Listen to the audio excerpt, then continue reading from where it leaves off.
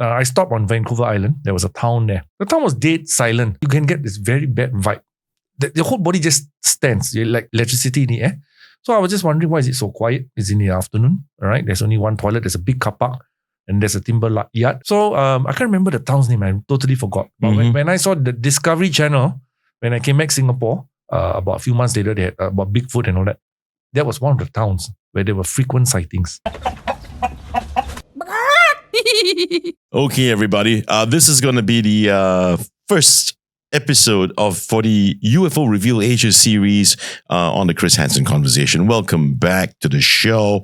And with me in studio, I have again, as always, my most trusty ufologist, official ufologist for the Chris Henson Conversation and for CCB TV, Mr. Ignatius Bong. Welcome back, Bong. Hello, thank you for having me back again. Not all, man, not all. But today we're going to have heavy topics, man. Yes. Because we know for a fact, once again, this is the only UFO show covering the topic on UFO and the paranormal concerning UFOs or UAPs in Asia in the English medium. We're still those guys. You know what I mean? Yeah, right on. Still those guys, man. I'm very proud of that fact. Yeah. And we know for a fact as well that a lot of Singaporeans and a lot of Asians in Southeast Asia hardly bother about this topic. So we bring the news to them and we bring topics to them so that hopefully we can bring some amount of awareness of what this phenomena is all about. Yes, and to start the conversation, which I think is very important for all of us to have regarding this, because, they're going to come very soon. So before they come, don't panic, right? So at least we understand the nature. No, you really believe they're going to come, huh? I think they're going to come. Really? Yes, I predict like what all my sources say, 2026 to 2027. 2026, like what the CIA officer Ramirez has been saying. Yes, correct. I believe so because there's so many evidence from people who are mediums, who are people who are researchers, who are whistleblowers. They keep mentioning this date, and when they come, it's going to be a big contact event. Really? Something is going to be happening in the sky. It's going to stay there. Everybody's going to talk about it, like in the movies, If you haven't heard, man, since you're talking about these predictions. Now, I'm not saying anything because officially I have not heard word.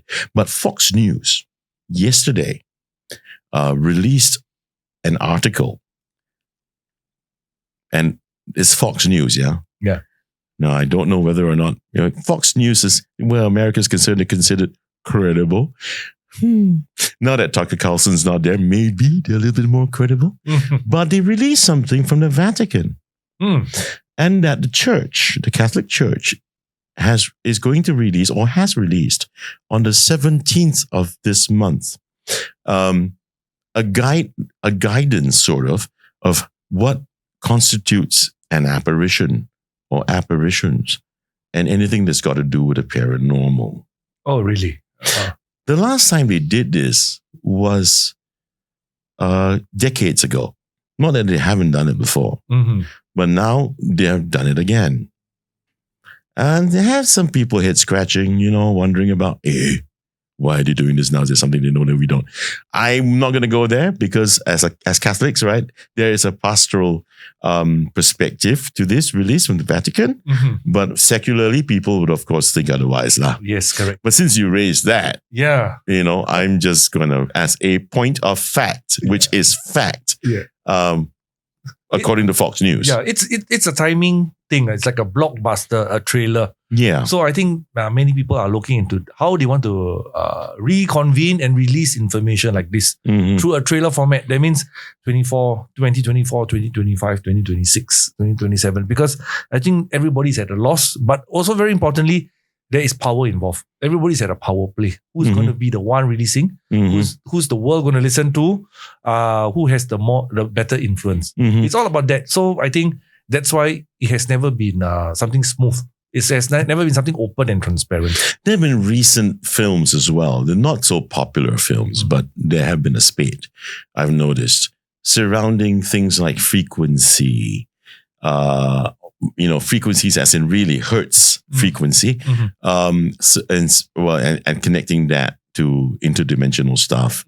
All that has been coming out in small little movies in recent times. Yeah. Including this guy that showed how sand it can be manipulated by frequency and form patterns. I just saw that yesterday online. I see. So it's really strange that all these things are just coming out, all of a sudden. Yeah, correct. It's a form of, I think, another form of a perspective or release of information, because now everybody knows, aliens will come, blah, blah, blah. But this interdimensional thing that you just mentioned, the portals and all this, it's nothing new. I think our grandfathers would call it something else. But it is like scientists also, they talk about interdimensional. It's not something like it's out of science fiction or plucked out of air. Right. I mean, things can actually move about through their sciences. Well, they've agreed that there's such a thing called parallel universe, or there could be multiple multiverses worth of those. Yes. Science or quantum science have come to that conclusion. Yeah. So there must be some truth to these things, because especially if you are a big Marvel fan, you can actually see these things inside their storylines. Yeah, we're going to be talking a lot about frequency later on. Yeah. Well, at least my bit of it. Yeah. But what's your bit for today's episode, for this season of UFOs, man? Okay, I think then now that you mentioned something about dimensional stuff, I think I will mention something about that. Sure. In relation to UFOs.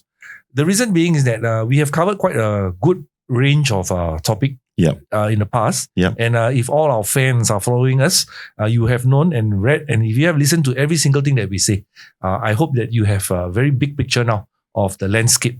But there's one landscape that we have not touched, which is basically this thing called interdimensional. Who are they? Right? Most people think that they are from outer space, they're from another planet, right? But there's another school of thought. The thought is that they are from another universe, parallel universe coming in. Okay. So we have not actually covered this area. So I think today I'll just bring it up. I'll try to link some of these areas, and we will just open the conversation even further. Okay. Yes. But it will be linked to our main topic for this episode later on, which will be revealed eventually. Yes, correct. All right. Okay, so I think maybe to start the ball rolling, sure. We mentioned this a few episodes ago. It's basically the awareness through this documentary, or rather this TV station in America called the History Channel, right? So they have a new series that's very hot. It's called The Secret of Skinwalker Ranch. Okay, so unfortunately, you will have to subscribe to in order to see these episodes. Sure. They have a few seasons, but it's quite interesting because they try to link science together with research, together with what they see, and they capture it on videos and all that things. So I have a friend who asked me, what is this Skinwalker Ranch? Yeah, so I did mention them. It's basically a reality TV show, okay? And it follows a team of investigative people over this ranch in scientists and researchers in Utah. So Utah is in the United States, Uintah County. Okay. So it's basically quite the size of maybe a 500-acre ranch where things happen. So they have actually run until 4 seasons now. That means they have quite a big following until they have the budget to open up for. Season 5 is now airing as we are speaking now. Okay. So this site has perpetrated paranormal activities. Okay, I'm not saying ghosts and all that, but I'm thinking they call it high strangeness. High strangeness. An area of high strangeness. Yeah. So it's very interesting because this whole acre has a lot of visuals that people cannot explain, a lot of appearances that people cannot explain.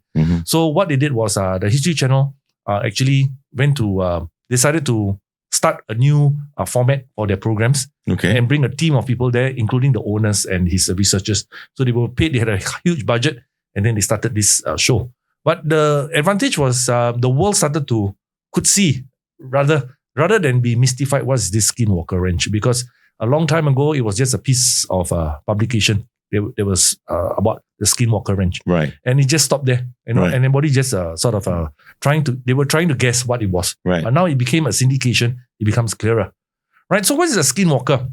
Okay, a Skinwalker basically it's a shapeshifter. A shapeshifter in a lot of legends, especially even Aborigines and even in North America, the Native American mythology in South America, even in the areas of like Malaysia, Indonesia, even the Philippines, we have this thing called a shapeshifter. Yeah, my dad told me about this. He told me when he was alive that he has encountered a whole kampong worth of skinwalkers. Really? That they could transform into animals at night. And he was very serious about this because back in the day, right, in the 50s or 40s and the 50s, they used to go hunting for flying foxes. Mm. So they live in kampongs. So my dad attested to that this is not a myth, that this is actually fact. Mm. That's what my dad said. I see. Wow, that's interesting. Man. Yeah. Malaysia. In Malaysia, right? Mm. Yes, I think all these stories you cannot just say we have to take it with a pinch of salt because it is there. Yeah. It is oral. People see oral it. history. Oral history, very, very important. Yeah. So the skinwalker phenomena is actually, again, is a Navajo Indian tribal folklore. Right. It came from there. So Navajo Indians is made famous through movies and all that.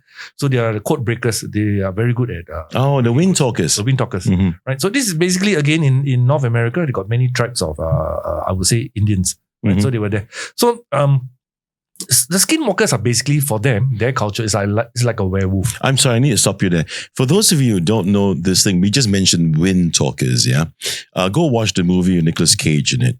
The wind talkers, this is actual history, this is actual fact. During World War II, the Navajo Indians, the Native Americans, were used by the army to encrypt the communications using the Navajo language. Yes. And they were given a name. This language, this form of communication is given a name. It was called wind talking. So they were called the wind talkers.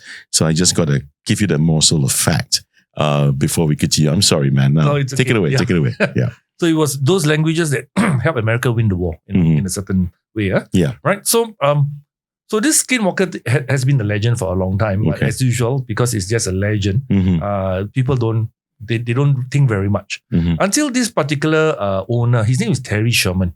So Terry Sherman is the second owner of this particular ranch that he bought. Right. Besides Brendan Fugel. Yes. Okay. So he was the second one. So during his tenure there, 8 to 18 years, he and his wife and 2 teenage sons. The original owner. Before Bigelow bought the place. Yes, before Bigelow. Okay. So they actually had a lot of experiences on that piece of land. Right. I think they saw lights in the sky. They saw cattle. Their cattle were mutilated. Then they saw like patches on the grass. Right. Perfect patches called crop circles. Crop circles. So this was actually brought up a long time ago. But there was an author, I can't remember his name, who went to do an investigation on them. And then he actually published the book. Right. Then that's how the skinwalker story came out. Right. Right. So they have seen like specific like UFO encounters, like for example, box-like craft, with white light, 40-foot long object, and then the size of several football fields, huge ones over their property. They also see like other airborne lights. We have basically in orange and different colors. That's one. And then their cattle were mutilated. That means they are basically found in such a way that a peculiar hole in the center of their left eyeball, of the cow's left eyeball, is untouched with no trace of blood. Things like this. So they reported it to the sheriff and all that things. But I think they couldn't have an answer. They didn't know. And then they sort of traced it and linked it to these visions. When they see these lights, the cattle somehow is affected by it. And then one of the more scarier stories that they had was they saw a wolf. It was 3 times the size of a huge wolf, one. Yeah. And it didn't die when they, at close range, shot it with a shotgun. Right. A few times. So this is where all the skinwalker thing came in, the legend. It's like that part of that piece of land, according to Navajo Indians, people do not want it. But the ranch is on it. So it goes back to, I think, centuries. It's like a cursed land.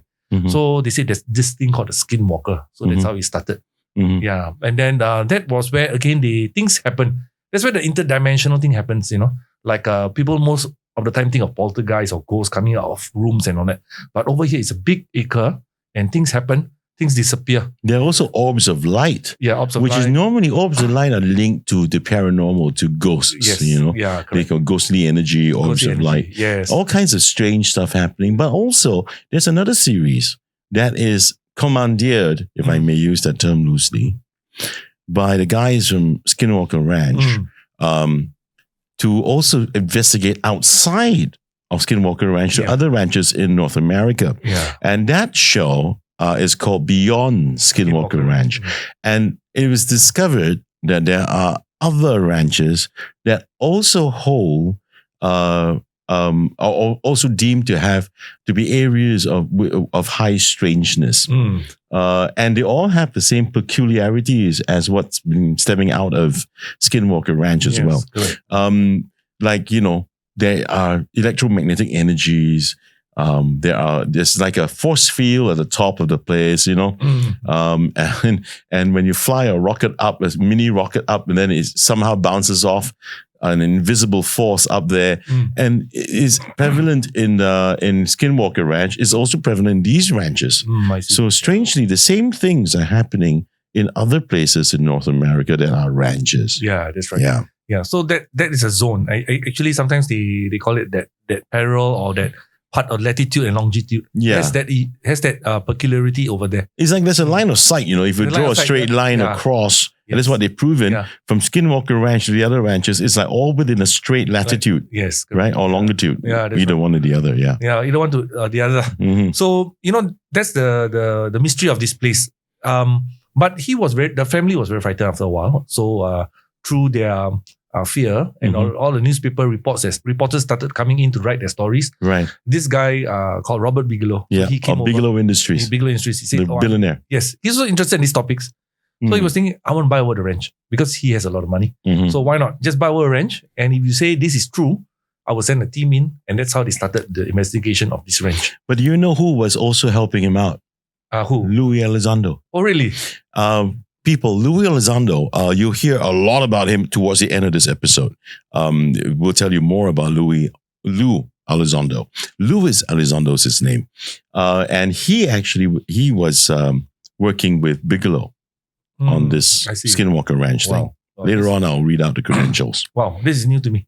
Yeah. So they did their own research and they found all this. They tried to actually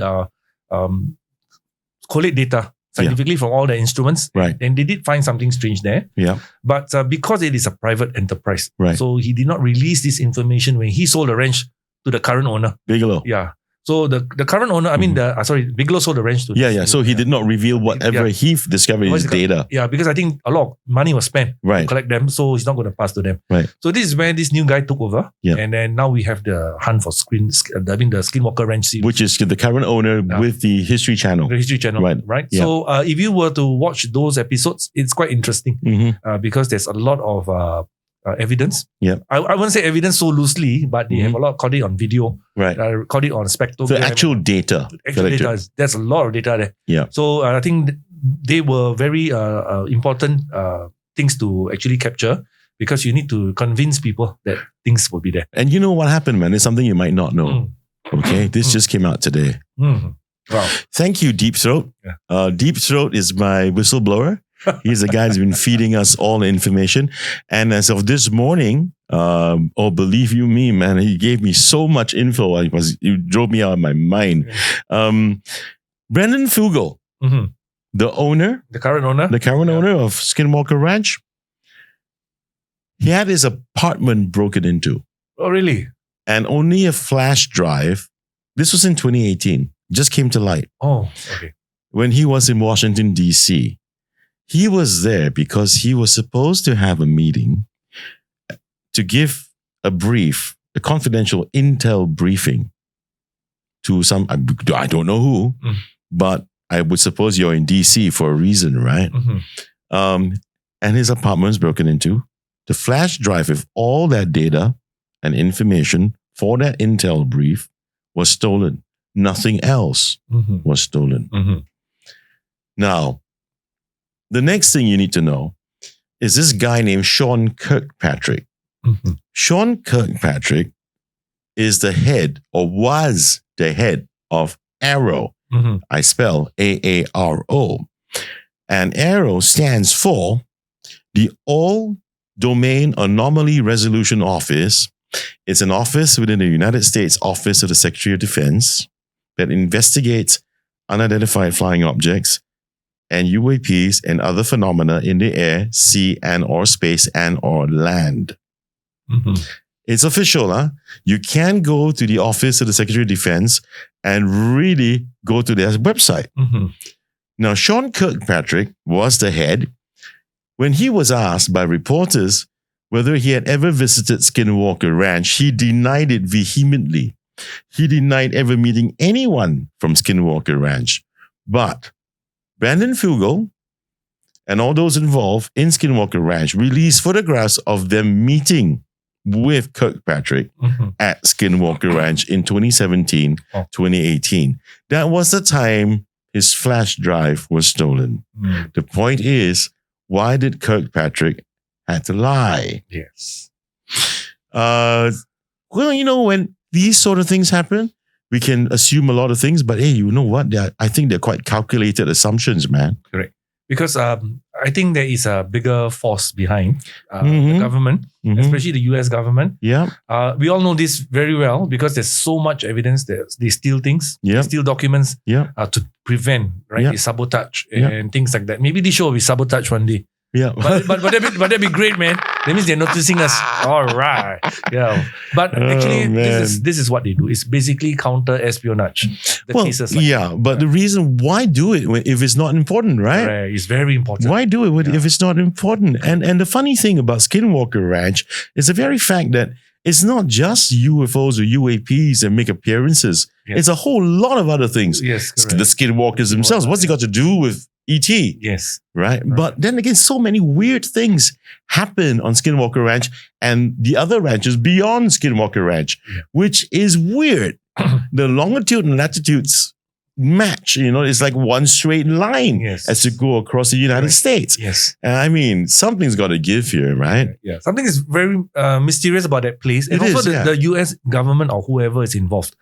Because there are a lot of black helicopters. Whenever they do certain research on that Skinwalker Ranch, they will just appear.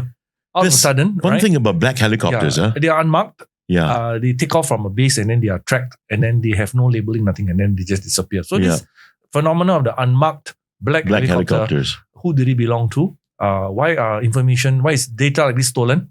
What are they trying to do? Are they trying to protect Earth, the population, or is there something very sinister happening? So this is what leads to a lot of, for example, conspiracy theories. Right. But I guess there is something that's being covered up very heavily. Yeah. I do not know why it is covered up, but there's a lot of theories given. Yeah. Some of them is like because the world cannot accept things like that. Number two is that we finally learn who we are, where we come from, and then it will destroy society as it is. Or, I mean, that's very noble. Or the other... It's a breakdown of civilization. The other one is that we are being... they're already here. They invaded us. Yeah. So they're just blocking everything. Yeah. And then... those are the theories. Those are many theories, right? But before we get into those theories, I will carry on. Yes, please. with my interdimensional thing. Yeah. So, as I mentioned about this area of UFO and interdimensionality, they come and they go. So we cannot see them come out and we can't see them disappear.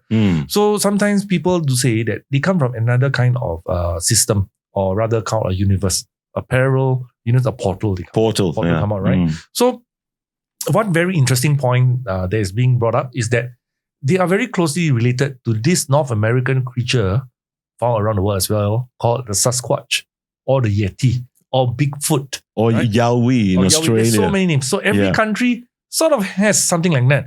Because if you study Bigfoot, they come, they are seen, they disappear, you track them, you find footprints, you can't find anything else. Right. So, and there are a lot of visions. A lot of people say, not visions, a lot of people have seen them going through holes.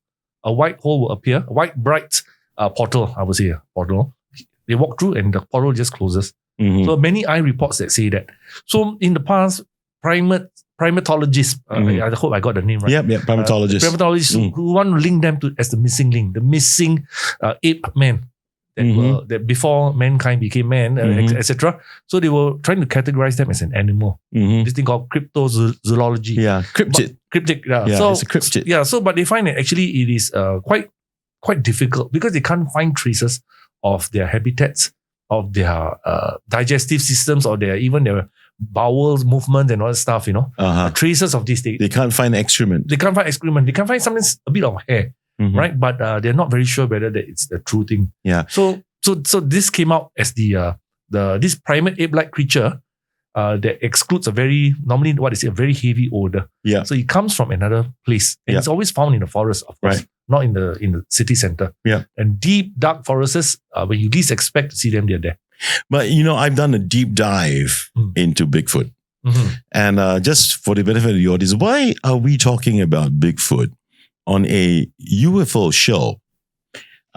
and I've broken it down. So I deep dived into this, and I really deep dived. There is a show also, and this is also sponsored by, or it's produced by Discovery. I see. It's amazing, isn't it? You have a History Channel covering Skinwalker Ranch, Yeah. and then you have Discovery covering Bigfoot. Yeah. If these were not important, why would these big networks do this? And then I discovered this. Fucking hell, I tell you. How is it linked to the ET UFO phenomena? Let's talk about Bigfoot a little bit more now, right? This show I've been watching, 4 seasons worth, called, and you guys ought to go catch it, called Expedition Bigfoot. It is worth the while. And it's not some BS. Mm-hmm. It is truly a documentary, and it's real, reality documentary. It's amazing to be honest. I thought, ho hum, just watch it, but I was quite blown away because a lot of these things were based on facts and data collected. So let's talk about those now in Skinwalker Ranch, and also about, say, alleged downed, re-engineered flying saucers. Okay, non-terrestrial craft, let's call them that. Mm-hmm. What we've always learned about or read about or heard about is that everything works on frequency. Now, Skinwalker Ranch also has this thing about frequency, right? Mm-hmm. Where they have a bounce back of a signal at 1.6 gigahertz, right? Mm-hmm. They always get some kind of response. Now, everything seems to surround frequency. Now, this is what Bigfoot as well, Sasquatch. From what I've learned, Bigfoot has this subsonic growl. It's a subsonic sound that is considered to be anything less than 20 hertz. The human ear can't hear it, but you can sense it. And when you have anything at that low frequency, what it does is that it paralyzes any creature, including human being, with fear. There's a lot of fear that you feel. It cannot be sensed by human ear. This subsonic sound is also known as infrasonic vibrations. So, of course, sound carries waves, right? Waves are vibrations. So there's only one known creature that can do that go at subsonic growling and paralyzes you with fear. It's a predatory thing, okay? And that's a tiger. Yeah. A tiger releases subsonic vibrations to paralyze its prey first. So, you remember Terrence Howard, the actor? The guy who played Rhodes, James Rhodes in Iron Man 1? Now, he has been going around the speaking circuit on these things. And he said vibrations have been said to impact even on a DNA level. Now, I had Alison Tay on my show last season, and she's in this wellness business, and she brought singing bowls. Oh, okay. Okay. Now, for those who watched the episode, when she hit one of the bowls on a lower frequency, it freaked me out. What happened? I just felt as if there was something behind me. Really? Oh. I said, can you please stop that? Because it really freaked me. It was low. The higher one made me happy. The low one made me feel like there's something ominous right behind me. And I believe that, yeah. And the Tibetan bowl, right, the singing bowl, also have got healing properties, which is how she's been trained. So because of frequency, because of vibration. So again, even in wellness, in the wellness sphere of things, realm of things, they also believe that this could actually be good for your health. Now, low frequencies actually generate something more ominous. High frequency generates happy feelings. Okay, so and I think it's kind of true if you think about it on a human level, right? Now, when we can't hear Bigfoot growl, but during that Expedition Bigfoot documentary, this guy was freaked out, man. And then they actually did a recording, and they could hear it on that level, on the Yeah. subsonic level. Yeah. And that's when they realize that this guy can do this. However, we all know, and maybe you guys don't, but about the Bigfoot howling. Now, I've got now, which we're going to play right now. Kai, we ready for this? The Bigfoot howls. One is recorded in Oregon and the other one in Kentucky. Can we please play the one that's not labeled Kentucky? You hear that? Through the cans, man. He goes right through your ears, man. Yeah. Can I hear that again? Okay. That's the one in Oregon, in the National Park in Oregon. The next one is from Kentucky.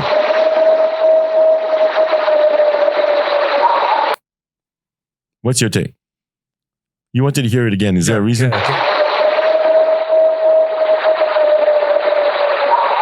Yeah.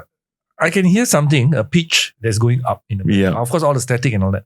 But there is something screaming, Yeah. right? So the howl, we call it a howl actually. They call it the howl, yeah. Yeah, some people say, it's an animal, it's a coyote, it's a guy, these guys and all that. But I believe that there is one recording which was made in 1971 Right. by a group of investigators in Right. the US. It's in the Sierra Mountains. The Sierra Mountains, Yes. yeah. Now, that one really freaked me out when I heard it because I think they went to clean up the track. Okay, they using technology clean up track. So they focus on that sound that they made. So that one was really an eye opener for me because I heard howls like this through a few series of things that I've seen, but people present. Why did the one in Sierra Mountains freak you out? Because of the way it is, it's like communication, not only a howl. They sort of repeated whatever a person say, and then there was one particular voice that reminds me of Yoda. Yeah, Star Wars the movie. Yoda. That kind of speech. Okay, Kai, we're going to put that one into post, okay? Oh, that's good. You have one, yeah? Okay, I will make sure that's in there. Okay. Kai, I've got that one, so later on we'll just put it into post. Go inside, close the shelter door, and that's a log that we put between these trees, and then we'd strap it inside a cable, and then they would start making their sounds. And that was in '71 when I first started hearing them, and we started recording them.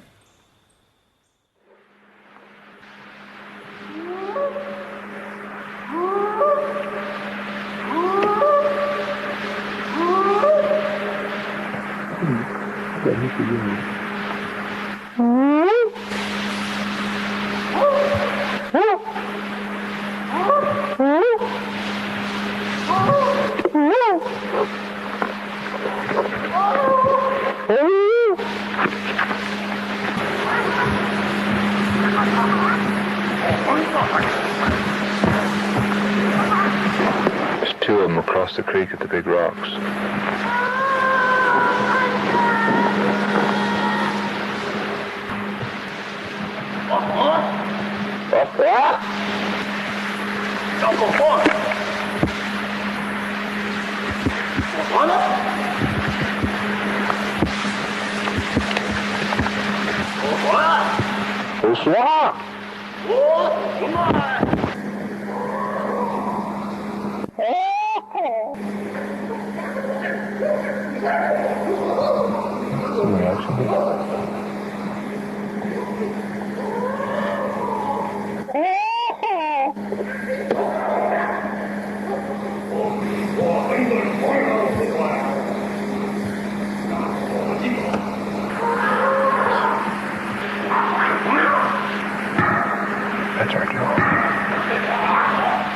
We were all talking about maybe having to shoot our way out. You're just sitting there, all of you are kind of petrified. Okay, man, thank you. All right. The thing is you said that it sounded like communication, right?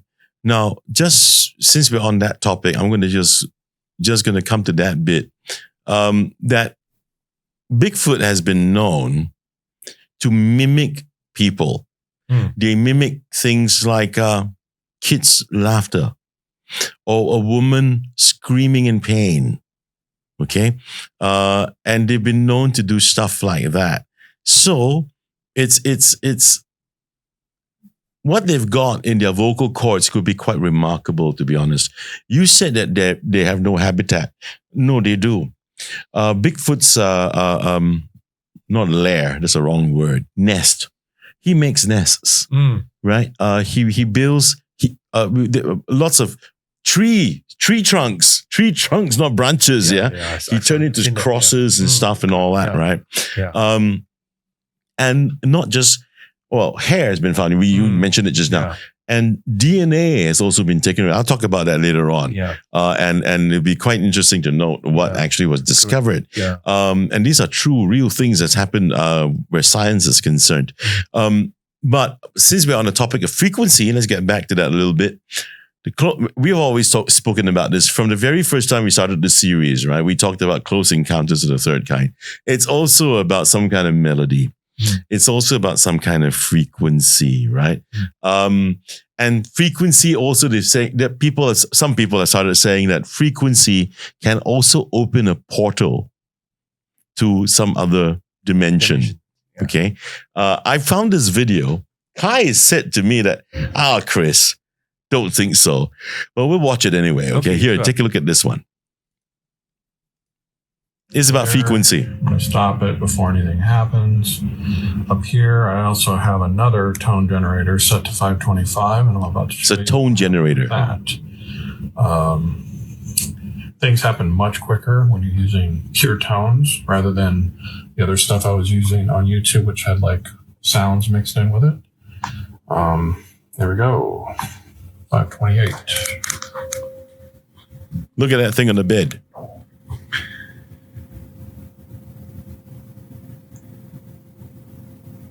And already you can see a much more stable fracture. Okay. I have to do this quick because this stuff does not last. 525. You can see there's a whole range of tones here, but 525, you're going to hear, probably hear the fluctuation there.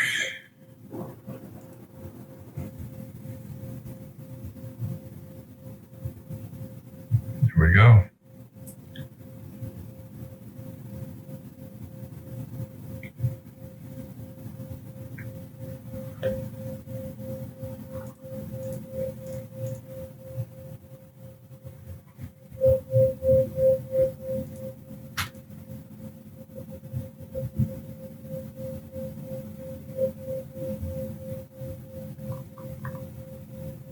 You can see he's up in the sky when you look through the hole. If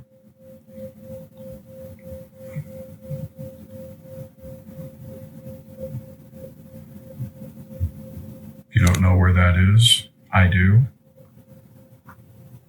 Is in Sedona. And it is a well-known vortex phenomenon. There's several of them there, and you are witnessing a... Yep. So, what do you think? Okay, man. I would like him, if I could meet this guy, to replicate it here. Do you think that's genuine or is that bullshit, I'm man? not sure, man. I'm not sure. Yeah. I found it compelling, to be honest. I was looking and wondering, somehow. No, because if you can replicate an experiment like that, I'll believe it. Like, wow. Anywhere I go, Tampines Mall, for example, I can go through, man. Teleport your way there. But the idea is very sound. What about talking about back to UFOs? Yeah. How come they come, they disappear and all that? Yeah. At the speed of light and things like that. Most people will think they will fly off to their planets. Right. But actually, there are a lot of, if you go to eyewitness accounts and sometimes videos, you see lights opening up, portals opening up. They will just go through and they disappear. So that is something true. I mean, sound is something that gives you a vibration, a vibe. A while ago, I was driving from Vancouver all the way, Vancouver all the way down to Seattle. And then along the way, I had to drive back from Seattle to Vancouver. So I stopped on Vancouver Island. There was a town there. The town was dead silent. But there were a few shops. Of course, it's a very small town. But you can get this very bad vibe. The whole body just stands. Like there's electricity in the air. So I was just wondering, why is it so quiet? It's in the afternoon. All right. There's only one toilet. There's a big car park. and there's a timber yard, and then we parked there. I think we were the only Asians there walking around, and then the shops were that everybody had one kind of face, So I can't remember the town's name. I totally forgot. But when I saw the Discovery Channel, when I came back Singapore, about a few months later, they had about Bigfoot and all that. That was one of the towns where there were frequent sightings. Oh. Yeah. So when I went there, I had this energy thing. I felt my hair all standing. I couldn't find this anymore in any part of the world. Wait a second. Expedition Bigfoot, I think, covered that area in Vancouver Island. It's a timber yard in the port, right? Yeah. A little pier, right? Yes, correct. So I happened to be there because we just drove there to park and stop. Right. And over there also, because of the way that place is in Vancouver Island, if you have been there, you know there's a lot of nature. Right. There's a lot of food available there. So quite a bit of sightings have been there. But when I went there, I didn't know about this background. Right. I just went, but I felt very strange. Now, of course, people say, yeah, that's how you feel. When you go to an aircon room, you also can feel, I say, no, it's not that kind of feeling. When you go there, you really feel your hair standing. It's not electrical current whatsoever, but it's like something sinister, something dark. Yeah. So I didn't stop there for long. I had to get into my car quickly and just drive off. Yeah, I know what you mean. So the entire trip, that was the place where I felt, wow, this is very peculiar. Peculiar. Now that you've mentioned about these frequencies and all that. Yeah, I mean, and strangely enough, you've been to a place that the guys from Expedition Bigfoot's gone to. Yes. On Vancouver Island. Yeah. And also still on the topic of frequency, don't forget about HAARP. HAARP. HAARP stands, and there it is, a picture of HAARP in Alaska. HAARP stands for the High Frequency Active Auroral Research Program. It is the University of Alaska Fairbanks program. Initially, it was under DARPA. DARPA is the defense arm of the Pentagon, research arm. And now they handed it over to the university. It says it researches the ionosphere and the highest ionized part of Earth's atmosphere. And this has got to do using high frequency, operating they have a high power radio frequency transmitter facility operating in the HF band, the high frequency band. So again, this has got to do with frequency. And DARPA, again, stands for the Defense Advanced Research Projects Agency. Okay? And it was designed and built by BAE Advanced Technologies. Okay? Its purpose originally was to analyze the ionosphere and investigate the potential for developing ionospheric enhancement technology for radio communications and surveillance. I say bullshit. It's been, conspiracy theorists would have it. They say that this HAARP is so powerful, it's been weaponized and that it changes climate and whichever target that they want to target on the target countries. Yeah. And now I've got someone coming on UFORus this season, and he knows a lot about that. Okay. And and I want to find out more. So listen out for that episode. Yeah, stay tuned. But you said before as well, Bong. Remember about missing people? The missing 400? Yeah, 411. Yeah. And the Bigfoot sightings have been in these national parks. Yes. National parks that we know for a fact, a lot of the missing go are in the national parks in North America.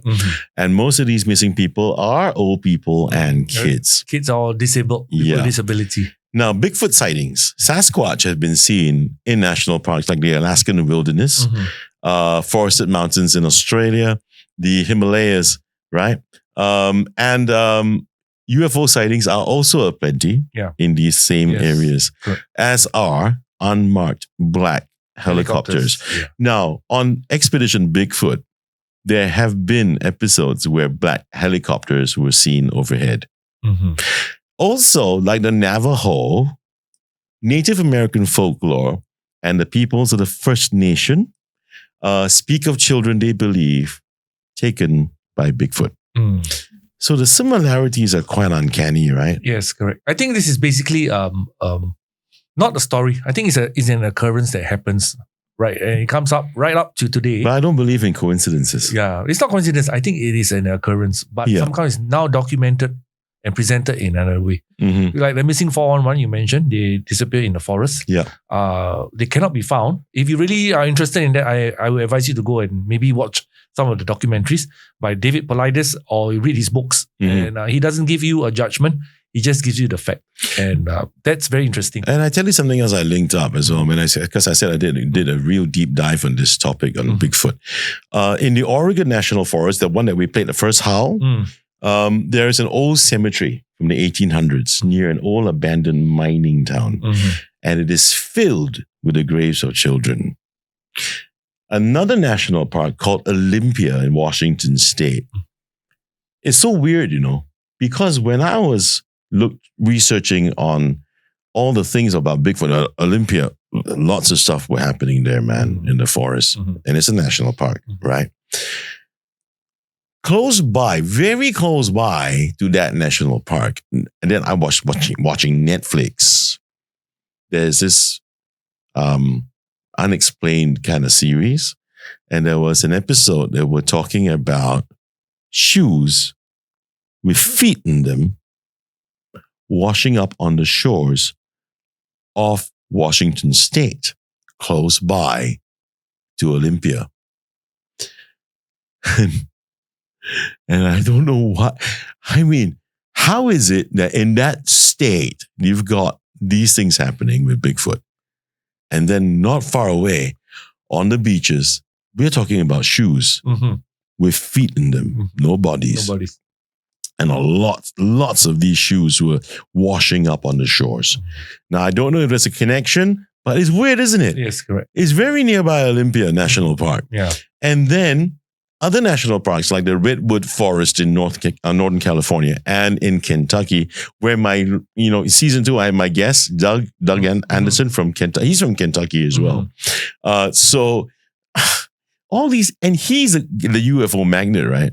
He keeps seeing this craft all the time, anywhere in the world, especially as he was growing up in Kentucky. And then you've got people there who say, come on, Sasquatch is around as well. What are the odds? Yeah. It's really, really weird, Yes. And early on, you mentioned something about the stench. Every time researchers on the trail of Bigfoot, the first thing they think about is to look out for, and they always report that there's this gamey, decomposing stench in the air. Yeah.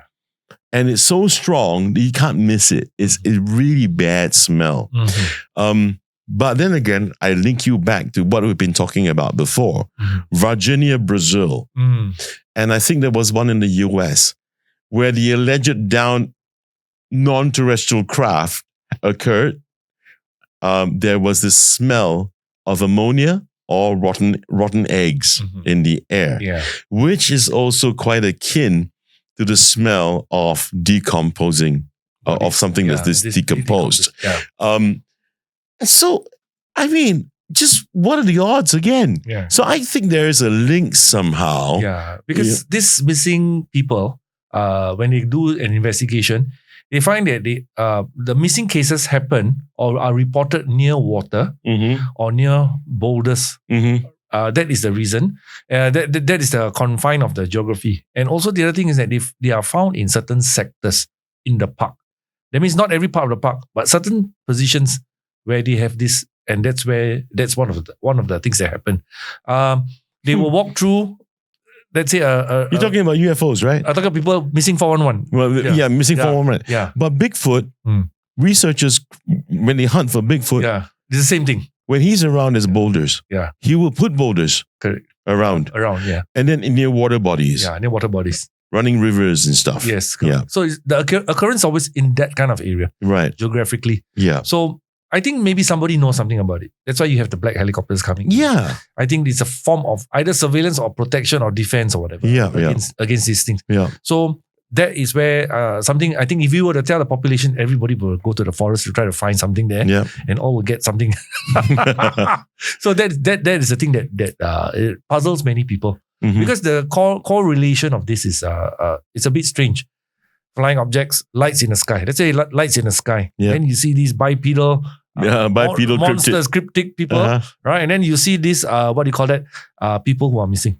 Right, and all happen in the same kind of areas. It's so difficult to find for bodies. Look for bodies, but they appear somehow dead or clothes and things like that. Yes. That's It's a very logical. Missing people, but their clothes are found. Clothes are found neatly tucked, neatly folded. Right, and then, a lot of eyewitness account of these creatures, whatever you call them, walking through a portal. Vancouver Island, man. That's where some of the loggers were found missing, but their clothes were laid out nicely along the banks of a river. At that time, I didn't know about all this, but I went to that place where all the logging was because I have a relative who stays on that island. Right. Yeah, he's so secluded. I think he's the only, but I will not mention which part of the island. So secluded. It's very big compound. I think it's very cheap and very nice. Very beautiful view. Right, and you can actually have acres of land around. Right. So it's very nice. So I just want to try and say that. With Sasquatch knocking on his fucking door. Yeah, dude. correct, man. These are the habitats that people come. Yeah, you must have. Man. Yeah, but talking about that, some people, will make a comment. Yeah, you're talking about a place far away, America. I wouldn't have in my lifetime ever traveling there. I will go to the town, but not this place. But I'll tell you something. There's also a very interesting thing about Bigfoot. And it's just right at our doorsteps. Really? So I don't know whether you heard before. In 2006, in this state. Oh shit. Yeah, this state, right? You're talking about where? Singapore or Malaysia? Wait, hold on. This state, right? Every Singaporean want to go and do shopping. Johor. Okay, now Johor had their own Bigfoot. No, get the fuck out of here, man. I'm not joking. Okay, wait lah. Get the fuck out of here, People man. laughing. Johor baru. Okay. Come on. Now in Johor, there is a reserve, a national reserve there. Yeah. Okay, I'm not talking about Johor Baru. I'm not saying go about Lot 10 or that's shopping. No. This is the forested area. Right. The size is the same size as Singapore. Okay. It's that huge. So many people, it all started that the Orang Asli, the native people who stay in that part of the world, they have said that they have this thing called a hantu jarang gigi. In English, it means a snaggle-tooth ghost. They call them a snaggle-tooth ghost. But they have been seen a long time. And these creatures are bipedal. They are exactly the same description as a Sasquatch. And they move about in the forest very quickly. So legends are given also that to children at that time. And it's folklore until the 1950s, 1960s. Don't go to the forest. Right. If you're bad or you're evil, you're naughty or what, I put you there. These guys will come and take you. So they call them in the local Malay language as Orang Mawas. Orang Mawas. Mawas. Okay, right? Orang Mawas. So for those viewers who are here, who happen to stay in that part of the world, I think you can go and just check out who are the Orang Mawas. So witnesses, so some people have seen them. One local man said he saw a 3-meter tall ape standing on 2 legs beside a river. A very typical sighting that you can find in America by the water. Right? They saw that. And then some of them saw like a fisherman who stay around there or who do the trades. They saw 2 adults and a young child. Also, fully hair. All hair. And upright, bipedal. So it's bipedal and in the water. So this sparked a lot of hoo-ha at the time in 2006. That that's not long ago. Not very long ago. So the chairman of the Malaysian Nature Society, they came into action. They got together with US, UK researchers and even Singapore researchers to go into the forested area to try to find this thing. So they found footprints, remarkably like what you find in the US. That means the footprint of the Bigfoot. So they found Bigfoot footprints. Footprints. So then the royal family of Johor came into action also. No way. This is what they say. Holy shit. This is the end of chapter 1. Catch chapter 2 next week.